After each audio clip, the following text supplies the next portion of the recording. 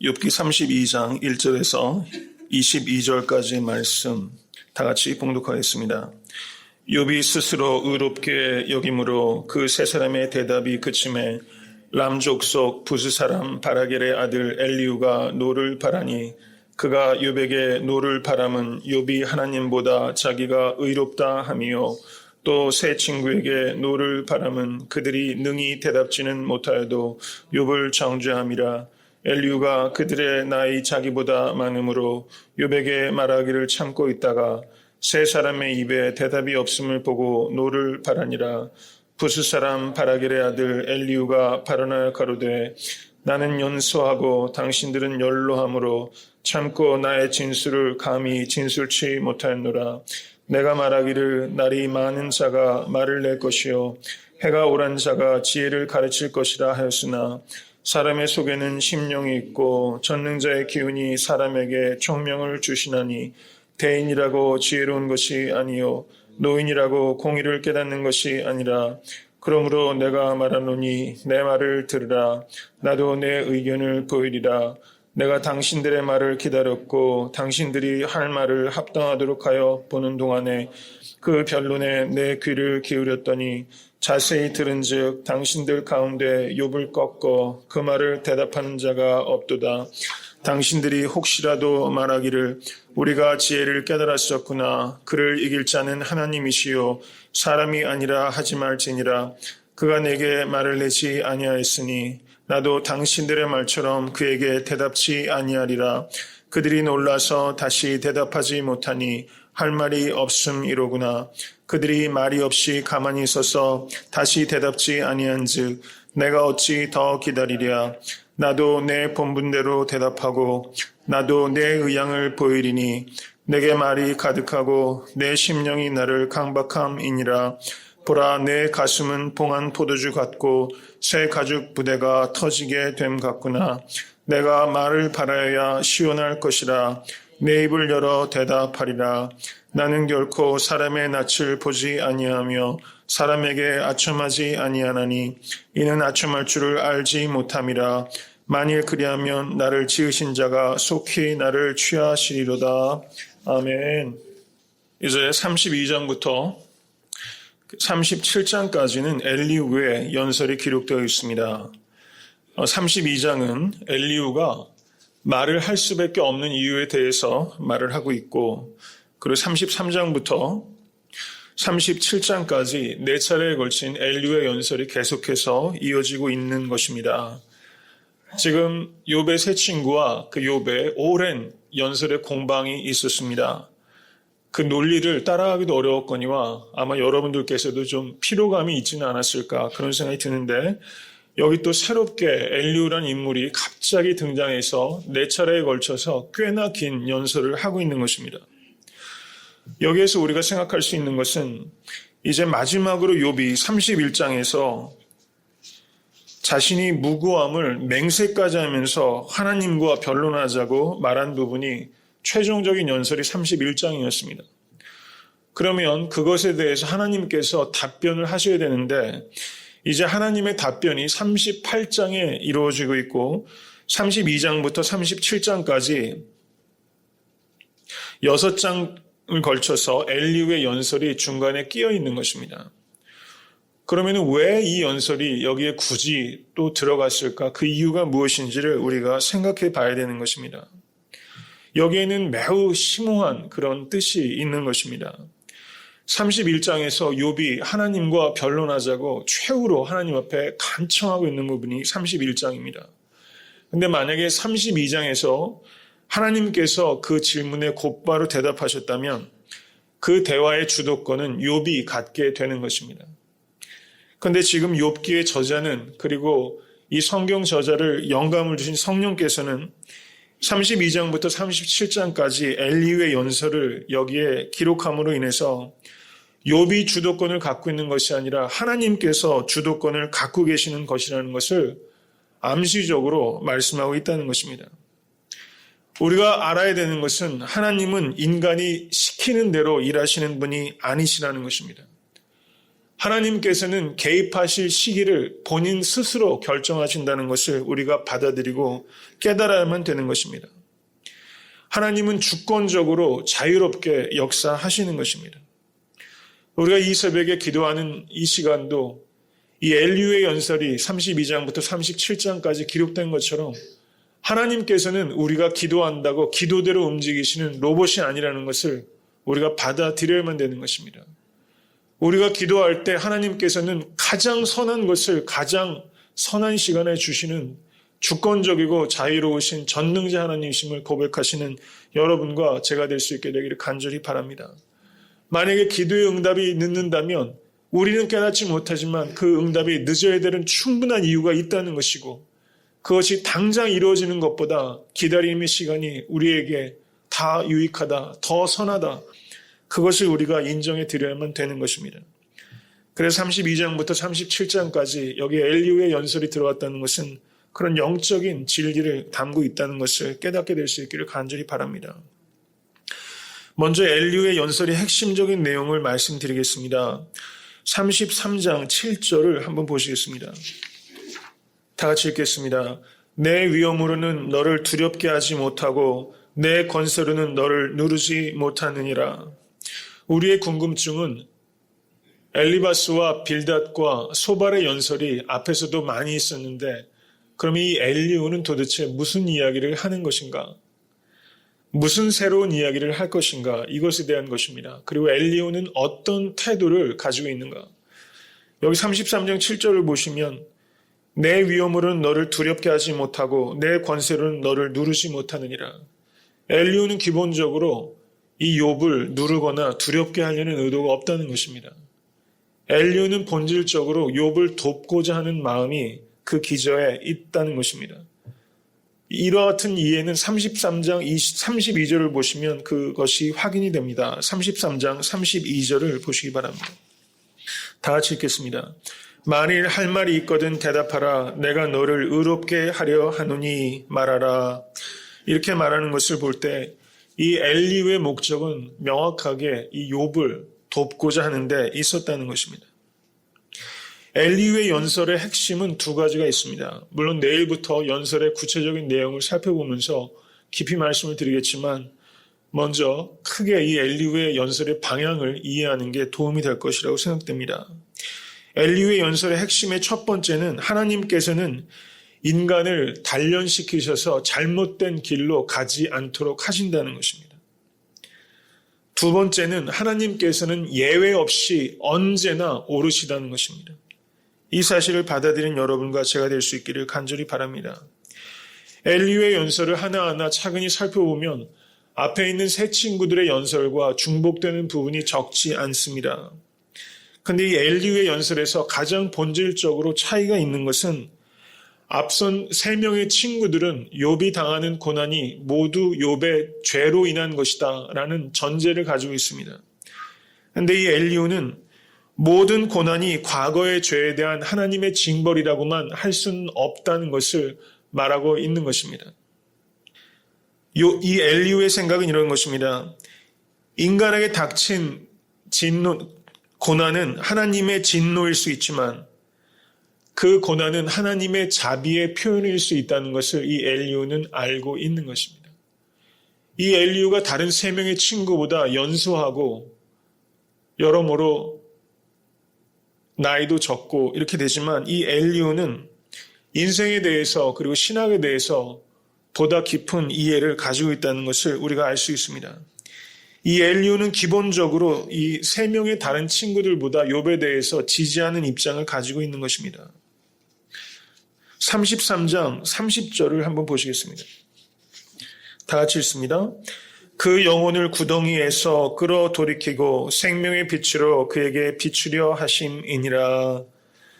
여기에서 33장 30절은 이 엘리후가 고난에 대해서 이해할 때 고난이 모두 죄에 대한 징벌의 결과가 아니라 고난의 목적이 그 영혼을 구덩이에서 끌어돌이키고 생명의 빛으로 그에게 비추려 하시는 것이다 라는 것을 고난의 새로운 의미를 이 엘리후는 알고 있다는 것입니다. 이것이 기본적으로 세 명의 다른 친구들과 다른 엘리후의 고난에 대한 이해라는 것입니다. 엘리후에 대해서 학자들이 여러 가지로 평가를 하고 있습니다. 어떤 사람들은 이 엘리후가 나이가 연소하기 때문에 매우 건방지고 완고하고 또 따분하고 공격적인 사람이라고 주장하는 학자들도 있습니다.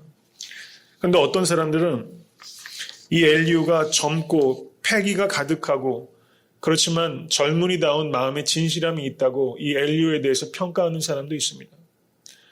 이 4장의 연설만을 통해 가지고 엘리후의 사람됨과 신앙을 전부 다 그 면모를 안다고 생각하는 것은 무리가 있을 것입니다. 근데 학자들마다 이 엘리후의 됨됨이와 인격과 신앙에 대한 평가가 다르다는 것을 생각할 때 우리도 한번 섬세하게 이 엘리후의 말을 쫓아가면서 이 엘리후라는 사람을 좀 깊이 만날 수 있게 되기를 원합니다. 이것을 통해서 우리가 알아야 되는 것은 우리가 신앙생활을 하다 보면 욥과 같은 사람도 있고 엘리후 같은 사람도 있고 빌닷 같은 사람, 소발 같은 사람 다 있다는 것이죠. 이렇게 좀 섬세한 사람들마다 차이가 있고 신학적인 입장이 있다는 것을 우리가 좀 분별해 볼 수 있는 그런 지혜가 우리 가운데 열릴 수 있게 되기를 간절히 소원합니다. 이제 오늘 본문 말씀을 좀 살펴보도록 하겠습니다. 32장 말씀 보시기 바랍니다. 32장 1절부터 6절 초반부까지는 엘리후가 길게 연설을 시작하는데 이 연설의 서론에 해당되는 부분이라고 말할 수 있습니다. 여기에서 2절 보시면 엘리후가 노를 바라니 그가 욥에게 노를 바람은, 그리고 3절에 보셔도 새 친구에게 노를 바람은, 그리고 5절에도 노를 바라니라 이렇게 말하면서 이 엘리후가 기본적인 연설의 톤이 굉장히 노해서 말한다는 것을 지금 말하고 있습니다. 굉장히 격정에 사로잡혀서 이 엘리후가 말하고 있습니다. 나이가 연소하여서 그 마음속에 패기, 들끓는 것이 있었다는 것이죠. 이제 6절부터는 이 엘리후가 자기가 여태까지는 참았는데 더 이상 참지 못하고 말을 시작하게 된 이유를 설명하고 있습니다. 6절 말씀을 다 같이 한번 읽어보겠습니다. 부스 사람 바라겔의 아들 엘리후가 발언하여 가로되 나는 연소하고 당신들은 연로함으로 참고 나의 의견을 감히 진술치 못하였노라. 여기에서 보시면 이 6절부터 14절까지는 욥의 세 친구들에게 이 엘리후가 말하는 부분입니다. 그리고 15절부터 22절까지는 이 엘리후가 욥에게 말하는 부분으로 구성되어 있습니다. 엘리후가 여태까지 욥의 세 친구와 욥의 계속되는 공방을 지켜보다가 여태까지 말 한마디도 안 하고 있었던 거예요. 그러다 보니까 속에서 분이 쌓인 겁니다. 나는 연소하고 당신들은 연로함으로 참고 나의 의견을 감히 진술치 못하노라. 여태까지 말을 하지 않은 이유를 밝히고 있습니다. 9절을 보셔도 대인이라고 지혜로운 것이 아니요 노인이라고 공의를 깨닫는 것이 아니라, 이 말은 어떻게 보면 어르신들이 듣기에는 굉장히 건방지고 그런 이야기로 들을 수 있죠. 그러니까 이런 말들을 볼 때 학자들이 엘리후의 성정이 대단히 건방지고 교만한 사람이다 이렇게 말하는 부분이 있다는 것이죠. 엘리후가 아직 연소하기 때문입니다. 근데 보면은 엘리후는 연소하고 당신들은 연로함으로 지금까지 말을 하지 않고 있었다는 것은 엘리후는 전통을 그래도 지키는 사람이었다는 것입니다. 인내심이 있는 사람이라는 것이죠. 이 엘리후에게 이런 장점이 있다는 것을 우리가 보아야 되는 것입니다. 근데 8절을 한번 보시겠습니다. 다 같이 한번 읽겠습니다. 사람의 속에는 심령이 있고 전능자의 기운이 사람에게 총명을 주시나니, 이렇게 말하면서 이 엘리후는 경험과 전통을 무시하지는 않지만 경험과 전통이 최선의 권위는 아니라고 말하고 있는 것입니다.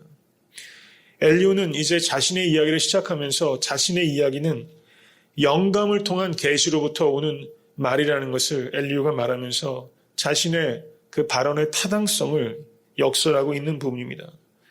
32장 18절을 한번 보시겠습니다. 다 같이 읽습니다. 내게 말이 가득하고 내 심령이 나를 강박함이니라, 이렇게 말하면서 하나님의 영으로 말미암아서 자신의 속에 이렇게 할 말들이 지금 가득하다는 것을 말하고 있습니다. 33장 4절을 한번 보시겠습니다. 33장 4절. 다 같이 읽겠습니다. 하나님이 신이 나를 지으셨고 전능자의 기운이 나를 살리시느니라. 이렇게 말하면서 엘리야는 기본적으로 이 연설을 노가 발에서 말하고 있지만은 자신의 말은 세상의 경험과 전통에 나오는 지식이 아니라 하나님의 영감으로 말미암은 계시적인 그런 지식이다라는 것을 역설하고 있다는 것입니다. 실제 엘리후가 하는 말 중에서는 상당 부분 귀담아 들어야 될 이야기도 있습니다. 그리고 오류 역시 없지 않습니다. 그런데 여기서 8절에서 말했던 것처럼 우리가 정말 이런 말들을 할 수 있게 되기를 원합니다. 경험과 전통을 중시하는 교회가 될 수 있기를 원합니다. 그러나 경험과 전통의 메인은 성도와 교회가 되어서는 안 될 것입니다. 교회의 최고의 권위는 성령의 인도하심입니다. 말씀에 근거한 성령의 인도하심, 그런 것들이 교회에서 충분히 나누어지고 또 그것이 최고의 권위로 세워질 수 있게 되기를 간절히 원하는 것입니다.